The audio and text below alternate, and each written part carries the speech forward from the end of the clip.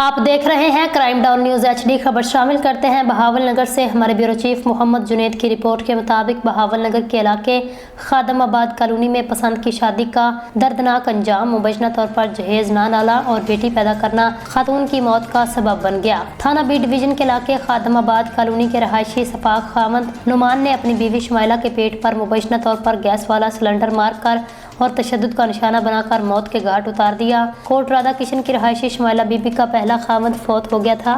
37 سالہ شمائلہ نے خادم آباد کالونی کے رہائشی نعمان سے دوسری اور پسند کی شادی کی تھی۔ شمائلہ بی بی کے نعمان سے 2 بیٹے اور 4 بیٹیاں پیدا ہوئی تھیں۔ 2 بیٹے زندہ جبکہ 4 بیٹیاں وفات پا گئی تھیں۔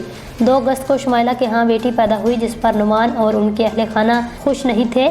یہ بیٹی بھی بعد ازاں فوت ہو گئی۔ بیٹی پیدا ہوتے ہی نعمان نے نبیلہ بی بی سے دوسری شادی کر لی۔ شمائلہ بی بی کے بھائی نے FIR میں موقف اختیار کیا کہ نعمان کے گھر والے شمائلہ بی بی کو جہیز نہ لانے کا بھی طعنہ دیتے تھے۔ نعمان نے اپنی بیوی کو تشدد کا نشانہ بنا کر موت کے گھاٹ اتار دیا۔ پولیس نے خاتون کی لاش کو پوسٹ مارٹم کے لیے ہسپتال منتقل کر دیا۔